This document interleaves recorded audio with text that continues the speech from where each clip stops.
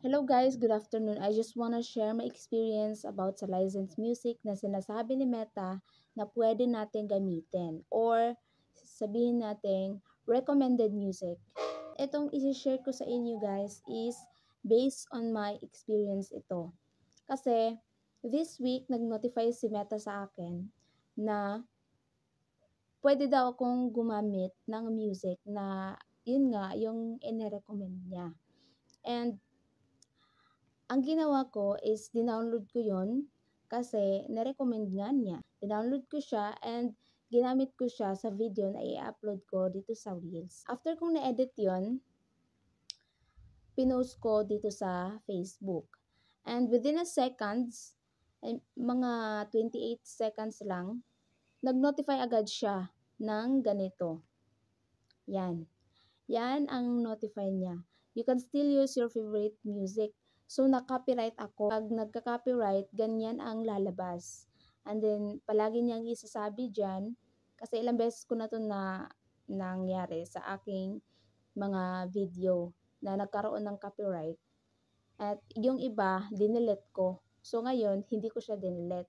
At eto nga, na-screenshot ko siya at ang nangyari, yan nga, keep in mind, it's possible to receive a revenue sharing claim for a music rights owner when you post their content on Facebook or Instagram.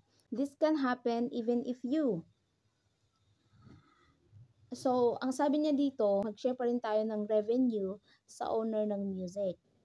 Kahit daw binili natin or download the content. At eto pa, recorded the content onto your own recording device.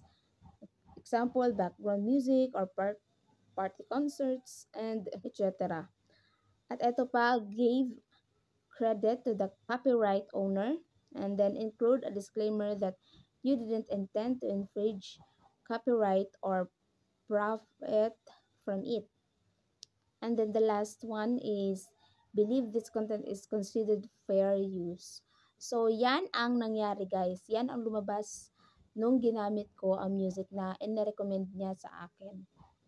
So, ang ginawa ko, clinic ko yung continue and then my choices doon. Una pala is ipaglaban ko yung video, yung music na akin yon. So, mag-send ako ng appeal, sabihin ko doon na akin talaga ang music na yon.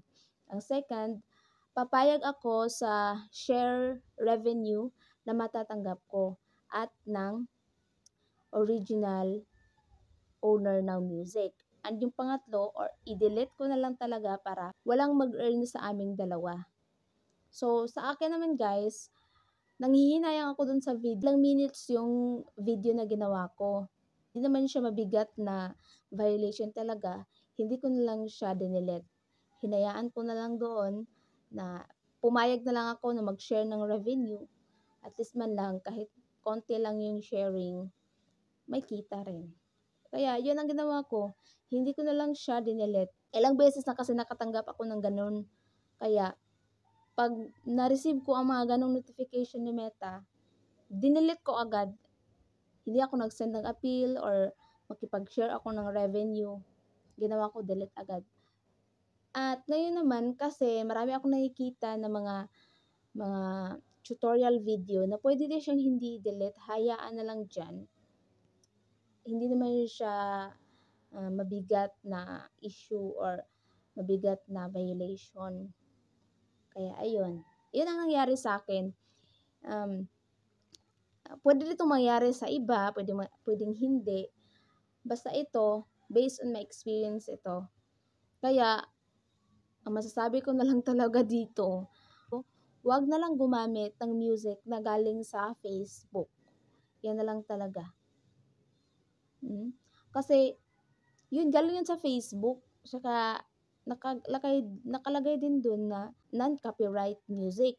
So, bakit nung na-post ko, nagka-copyright issue pa rin? And, thank you for watching. And if you like this video, please hit the like, share, and follow me for more videos na aking i-upload. Thank you. Bye!